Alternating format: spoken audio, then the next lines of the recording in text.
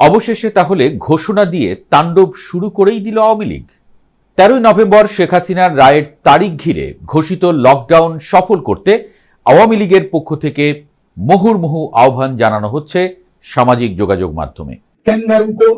প্রতিরোধ করবে বাংলার জনগণ। সেই আহ্বানে দলটির নেতা কর্মীরা বেরও হচ্ছেন আটক এবং অনেক দিন পর আবারও ঢাকার বাতাসে পাওয়া যাচ্ছে বোমার শব্দ, নাকে আসছে বারুদের গন্ধ।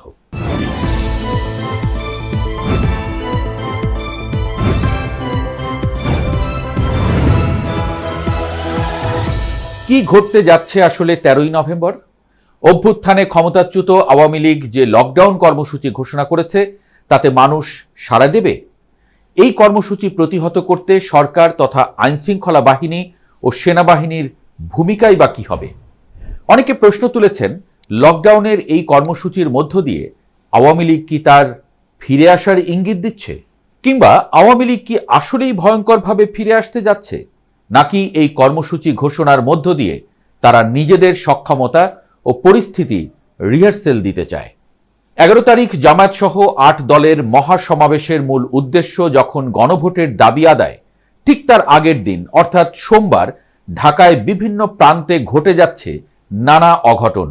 দিনের আলোতে গুলি করে নাই করে দেয়া হচ্ছে আস্ত মানুষ, বাসে আগুন, ডক্টর ইউনূসের গ্রামীণ ব্যাংকের সামনে ককটেল, মধ্যরাতে এনসিপির কার্যালয়ে, এমনকি রেডিও ভবনের সামনেও ককটেল বিস্ফোরণের ঘটনা ঘটেছে। আইনশৃঙ্খলা রক্ষাকারী বাহিনীর তথ্য অনুযায়ী অন্তত 6টি স্থানে 9টি ককটেল বিস্ফোরণ ও 3 স্থানে যাত্রীবাহী বাসে আগুন দেয়া হয়েছে। এর মধ্যে সকালে মোহাম্মদপুরে মৎস্য ও প্রাণী সম্পদ উপদেষ্টা ফরিদা আক্তার এবং কবি ও বুদ্ধিজীবী ফরহাদ মজহারের খাদ্যপণ্যের প্রতিষ্ঠান প্রবর্তনার সামনে ককটেল ছোড়া হয়। এমনকি হেলমেট পরে মোটরসাইকেলে এসে ককটেল ফাটিয়ে মুহূর্তেই হাওয়া হয়ে যাচ্ছে তারা, যেন হাজারো আইনশৃঙ্খলা বাহিনীর চোখকে পাত্তাই দিচ্ছে না তারা। ঢাকার বাইরে মানিকগঞ্জে স্কুল বাসে আগুন ও নেত্রকোনায় এনসিপি নেতার বাড়ির গেটে আগুনের ঘটনাও ঘটেছে। স্বাভাবিকভাবেই মানুষ সন্দেহ করছে আওয়ামী লীগের নেতাকর্মীদেরকেই, কারণ দলটির সভানেত্রীর বড় রায় সামনে। আন্তর্জাতিক অপরাধ ট্রাইব্যুনালে জুলাই গণ অভ্যুত্থানের সময়কার মানবতা বিরোধী অপরাধের একটি মামলার রায়ের তারিখ ঘোষণার কথা রয়েছে 13 নভেম্বর। এই মামলার আসামিদের মধ্যে রয়েছেন ক্ষমতাচ্যুত প্রধানমন্ত্রী শেখ হাসিনা, সাবেক স্বরাষ্ট্রমন্ত্রী আসাদুজ্জামান খান কামাল এবং সাবেক আইজিপি চৌধুরী আবদুল্লাহ আল মামুন। রায় কি হতে যাচ্ছে সেটা অনুমান করতে রকেট বিজ্ঞানী হতে হয় না। তাই বিশ্লেষকরা বলছেন, সামনে বড় খারাপ দিনের অপেক্ষায় থাকা বাংলাদেশের অপেক্ষা বোধহয় ফুরাচ্ছে। মানে শান্তিতে থাকার দিনও বোধহয় শেষ হলো দেশবাসীর। প্রায় সব দলের নেতারাই বলছেন খারাপ সময়ের দিকে দ্রুত এগিয়ে যাচ্ছে দেশ, তাই দরকার একতা, কিন্তু সেটাই দেখা যাচ্ছে না আদতে। বিএনপি, জামায়াত, এনসিপি 3 জগতের 3 বাসিন্দা যেন। এখন প্রশ্ন উঠছে, সব আশঙ্কাকে সত্য করে আওয়ামী লীগ যদি শেখ হাসিনার রায় এবং নির্বাচন বানচালের চেষ্টায় দেশ অশান্ত করার চেষ্টা চলমান রাখে, তাহলে কি হবে? আওয়ামী লীগই বা কি অর্জন করতে পারবে দেশ অচল করে? কিংবা সেই 13 সালের মতো আগুনে দেশে পরিণত হতে যাচ্ছে বাংলাদেশ? সোমবার ঢাকায় যে চোরাগোপ্তা হামলাগুলো ঘটানো হয়েছে তার একটি সুনির্দিষ্ট কৌশল লক্ষ্য করা যাচ্ছে। 3টি বাসে আগুন দেওয়া হয়েছে। ধানমন্ডির মিরপুর রোডে একটি বেসরকারি বিশ্ববিদ্যালয়ের বাস, বাড্ডা ও শাহজাদপুরে যাত্রীবাহী 2টি বাস এবং মোট 6টি স্থানে 9টি ককটেল বিস্ফোরণ ঘটানো হয়েছে। হামলার ধরনে দেখা যাচ্ছে বেশিরভাগ ক্ষেত্রেই হামলাকারীরা হেলমেট পরে মোটরসাইকেলে এসে দ্রুত ককটেল নিক্ষেপ করে পালিয়ে যাচ্ছে। এটি স্পষ্টতই একটি চোরাগোপ্তা বা গেরিলা কৌশল, যা আইনশৃঙ্খলা রক্ষাকারী বাহিনীর নজর এড়িয়ে নাশকতা সৃষ্টির উদ্দেশ্যে করা হয়েছে। ককটেল বিস্ফোরণের ঘটনায় 28 বছর বয়সী একজনকে গ্রেপ্তারের পর পুলিশ প্রাথমিক তদন্তে তাকে নিষিদ্ধ ঘোষিত ছাত্রলীগের সদস্য হিসেবে চিহ্নিত করেছে, যা এই হামলার নেপথ্যে কারা থাকতে পারে তার একটি ইঙ্গিত দেয়। আগামী 13 নভেম্বরের কর্মসূচি ঘিরে অন্তর্বর্তী সরকার ও আইনশৃঙ্খলা রক্ষাকারী বাহিনী সর্বোচ্চ সতর্ক অবস্থায় রয়েছে। স্বরাষ্ট্র মন্ত্রণালয়ের কোর কমিটির বিশেষ সভায় সর্বোচ্চ সতর্ক থাকার নির্দেশ দেওয়া হয়েছে। ডিএমপি কমিশনারের নেতৃত্বে অনুষ্ঠিত বৈঠকে মাঠ পর্যায়ের কর্মকর্তাদের মিছিল বা সমাবেশ নিয়ন্ত্রণে ব্যর্থ হলে কঠোর জবাবদিহিতার আওতায় আনার হুঁশিয়ারি দেওয়া হয়েছে।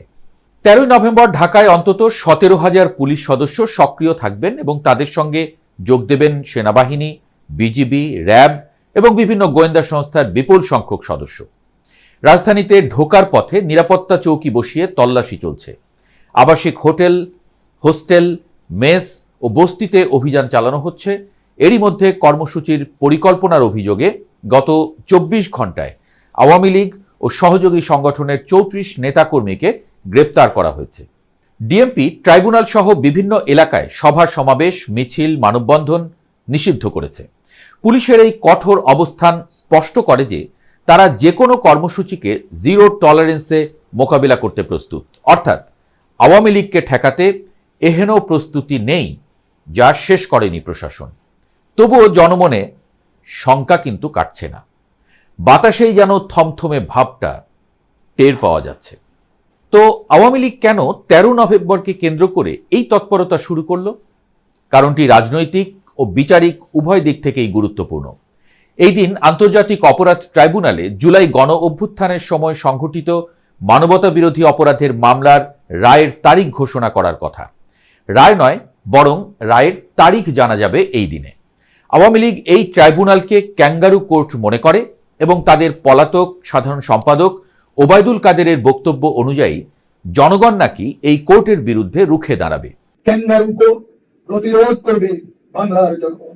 এই লকডাউন কর্মসূচির মাধ্যমে তারা একদিকে শেখ হাসিনার রায়ের বিরুদ্ধে প্রতিবাদ জানাতে চাইছে, অন্যদিকে নির্বাচন প্রতিহত করার সক্ষমতা প্রমাণ করতে চাইছে। এই কর্মসূচি আসলে নিজেদের নেতাকর্মীদের মনোবল, সাংগঠনিক শক্তি এবং জনগণের কাছে থেকে কতটা সাড়া পাওয়া যায় তার একটা পরীক্ষা, যা ভবিষ্যতে বড় কোনো কর্মসূচির রিহার্সাল হতে পারে বলে জনপরিসরে আলোচনা চলছে। বিশ্লেষকরা বলছেন, অভ্যুত্থানে ক্ষমতাচ্যুত হওয়ার পর এবং শীর্ষ নেতৃত্বের বিরাট অংশ পলাতক বা কারাবন্দী থাকা অবস্থায় আওয়ামী লীগের এই লকডাউন কর্মসূচির ঘোষণা আসলে দলটির প্রাসঙ্গিকতা বজায় রাখার একটি চেষ্টা। ঝটিকা মিছিলগুলোতে লোকসংখ্যা কম থাকা সত্ত্বেও তারা বড় কর্মসূচি ঘোষণা করে নিজেদের অস্তিত্ব জানান দিতে চাইছে।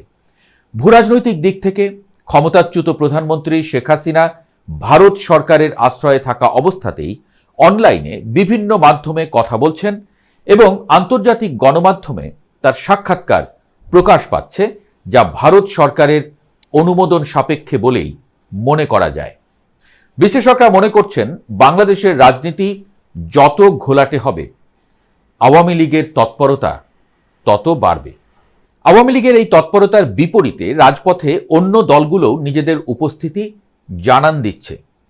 ইসলামী ছাত্র শিবিরের সেক্রেটারি জেনারেল নুরুল ইসলাম সাদ্দাম পতিত ফ্যাসিবাদকে রাজপথেই মোকাবেলা করার ঘোষণা দিয়েছেন। আবার জামায়াতে ইসলামী মঙ্গলবার পল্টন মোড়ে সমমনা 8 দলের ঘোষিত সমাবেশ বাস্তবায়নে প্রস্তুতি নিচ্ছে। বাস্তবতা হলো, যে দলটি দেশের স্বাধীনতা যুদ্ধে নেতৃত্ব দিয়েছিল সেই দলটি দেশ স্বাধীন হওয়ার 53 বছর পরে গণ অভ্যুত্থানের মুখে ক্ষমতাচ্যুত হয়েছে, যার পেছনে ছিল দুর্নীতি, দলীয়করণ এবং স্বজনপ্রীতির কারণে জনবিচ্ছিন্নতা। তারপরও তারা জোর করে ফিরে আসার ইঙ্গিত দিচ্ছে।